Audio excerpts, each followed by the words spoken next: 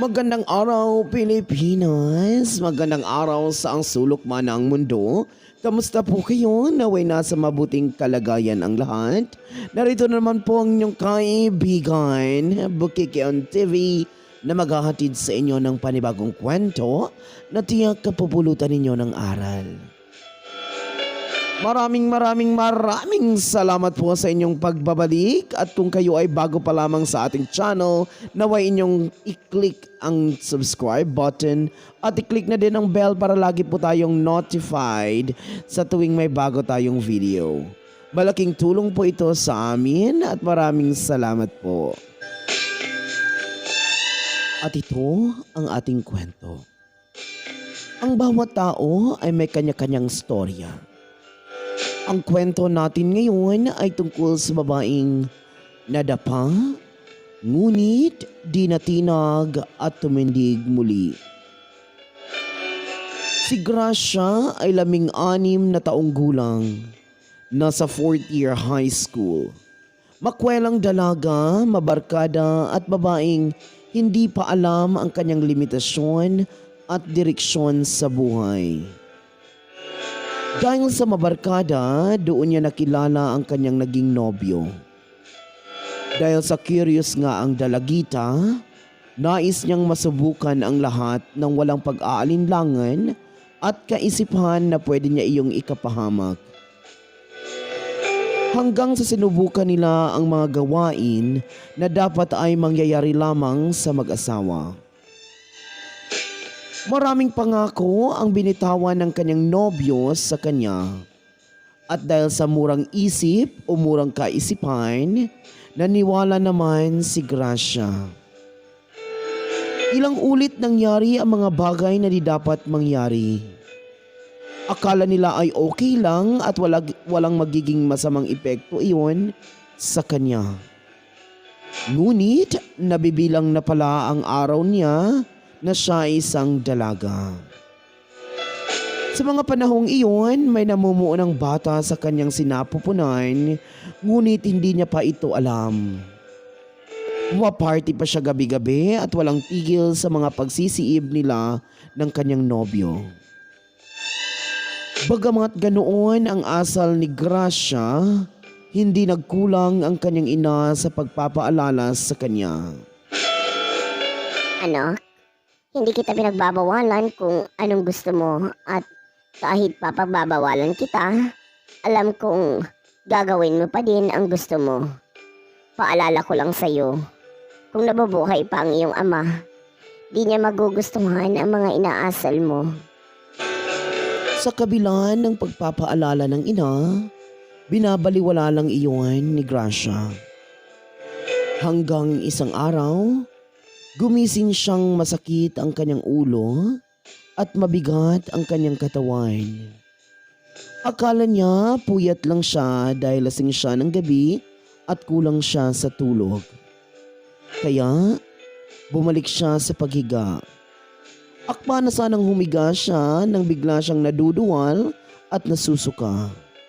Kaya mabilis siyang lumundag sa higaan at pumunta sa may kubeta upang sumuka. Ngunit sa kanyang pagtataka, puro laway ang kanyang nasusuka. Sa panahong iyon, hindi pa sumagi sa isip niya na baka siya ay buntis. Ang naisip niya dahil lang iyon sa sobrang kalasingan. Ngunit nung tinawag na siya ng ina para kumain, mabilis naman siyang nagayak at tumungo sa kusina. Ngunit di niya mapigilan ulit na maduduwal at nasusuka. Nagtaka na ang ina at tinanong siya kung bakit napano siya. Sabi lang niya na masama ang kanyang pakiramdam. Ngunit ang ina ay may panghihinala na sa kinikilos ng anak. Kaya agad niya itong kinumpronta. Gracia, magtapat ka sa akin. Buntis ka ba? Doon ay natigilan na ang dalaga sa winikan ng ina.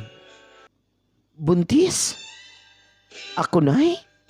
Ako buntis? Ay, oo. Ikaw, ay sino pa ba? Umayos ka, Gracia. Huwag mo sirain ang kinabukasan mo. Hindi ako nagkulang na magpapaalala sa iyo. Naku, ako nay. Ba't naman ako mabubuntis? Hindi po ako buntis. Ngunit sa sandaling iyon, sumagi na sa isip ni Gracia na baka siya ay buntis dahil sa 2 buwan na siyang hindi dinadatnan. Agad namang bumili ng PT ang dalaga upang malaman ang kanyang sitwasyon at matapos na ang pamimilit ng ina. Ngunit bago pa man ito nag-test, may namumuo ng mga tanong sa isip niya. Paano niya bubuhayin ang anak? Pakakasalan ba siya ng kanyang nobyo? O baka iiwan siya ng kanyang nobyo nang malaman kung buntis siya? Dumating na ang sandali. Ginawa na niya ang pagsusuri upang matapos na ang kanyang kalbaryo. Ngunit sa sandaling iyon, ni paghinga ay di niya magawa dahil nang makita niya ang resulta sa unang subok. Nakita niya agad, klarong-klaro, 2 ang guhit na tumambad sa kanya.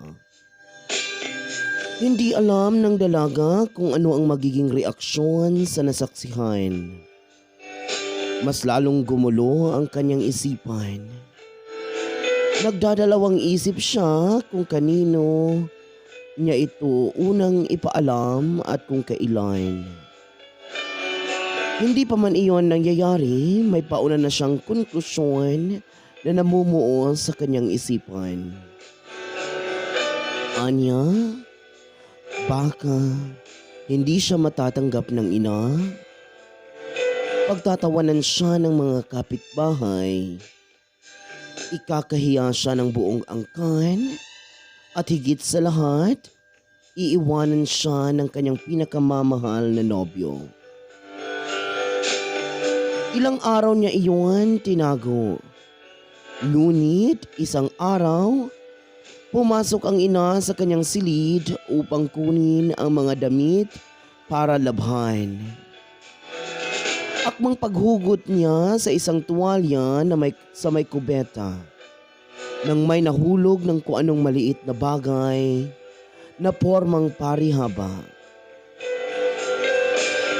Nang pulutin na ng ina, nanginginig itong makita na isa pala itong pregnancy tests.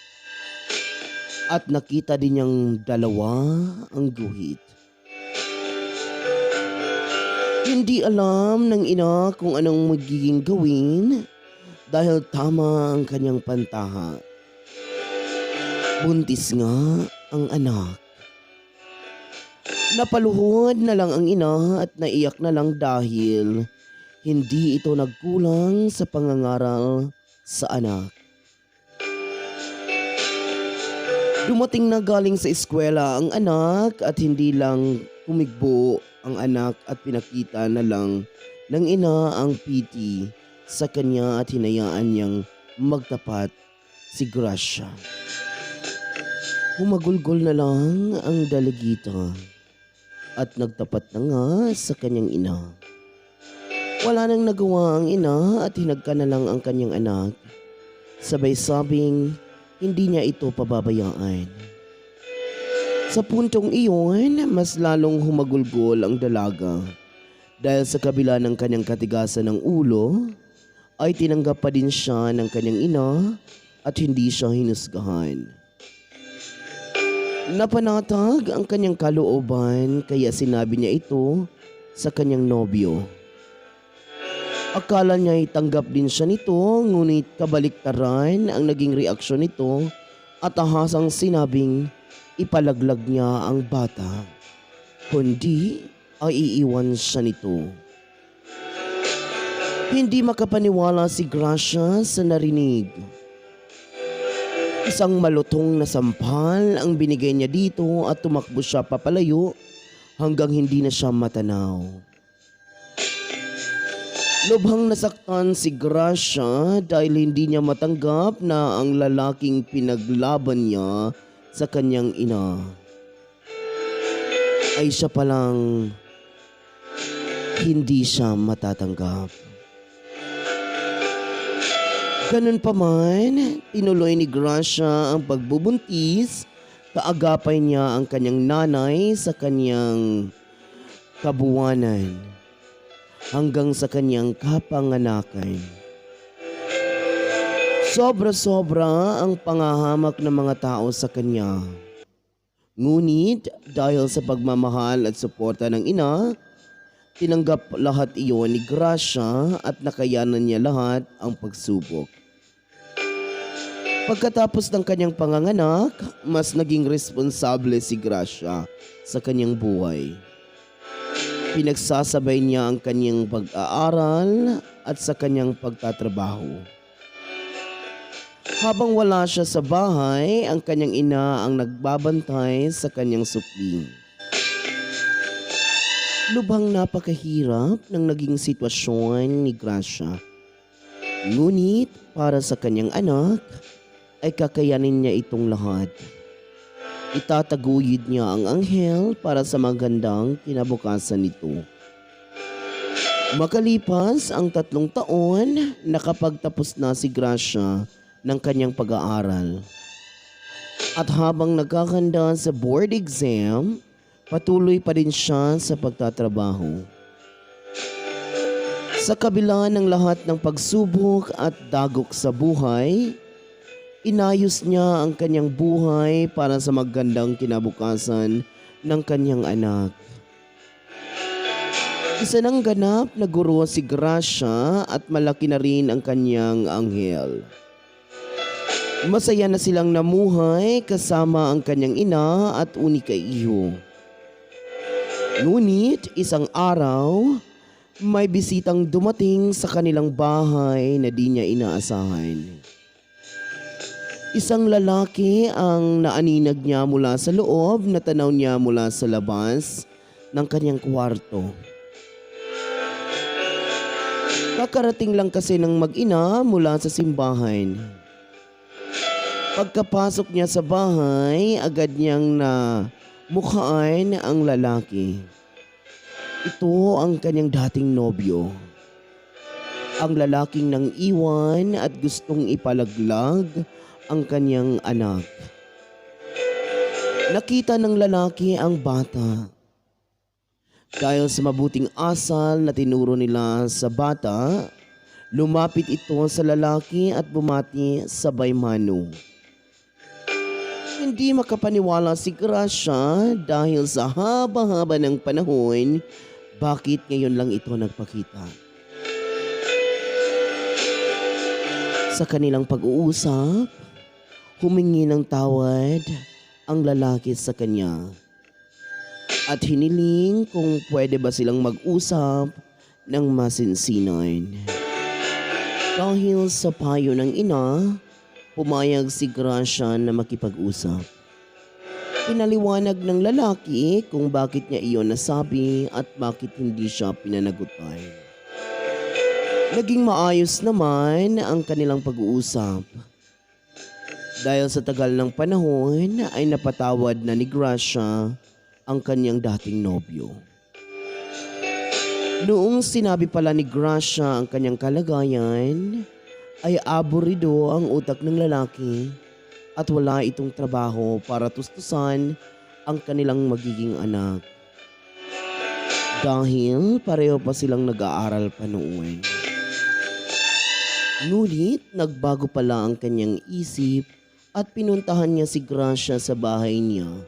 Ngunit hindi niya na ito natdatnan at lumipat na ito ng tirahan para magsimulang muli. Mula noon, pinangako ng lalaki na magsusumikap siya. Kung darating man ang araw na maging okay na siya, ay hahanapin niya ang kanyang mag-ina at bubuuhing muli ang kanyang pamilya. Dahil sa paliwanag na yun, unti-unting tinanggap ni Gracia ang lalaki at di kalaunan, nagsama na sila bilang isang pamilya. Ngayon, 10 taon na silang nagsasama bilang mag-asawa. At naging masaya at matiwasay ang kanilang buhay bilang mag-asawa. Ang bawat tao ay may kanya-kanyang pagsubok sa buhay. Minsan, bibigyan tayo ng aral o isang bagay o kundi ba regalong buhay upang tayo ay matauhan at gawing tuwid ang ating magiging direksyon sa buhay. Kagaya ni Gracia, di hadlang ang magkaroon ng anak upang tuparin ang kanyang mga pangarap sa buhay. Bagkus, gawin itong motibasyon upang maging matagumpay sa anumang tahakin. Ang kamalian ay parte lamang ng ating buhay. Ngunit sa bawat pagkakamali ay tiyak may aral. At ang aral na iyon ang dapat nating gamitin upang bumangon muli. Itindig at mas maging responsableng tao. Maraming salamat po sa inyong pakikinig at ito po ang inyong kaibigan, Bukikyon TV na laging nagpapaalalang we live to inspire and to aspire. Maraming salamat po at mabuhay po tayong lahat hanggang sa susunod nating kwento. Paalam.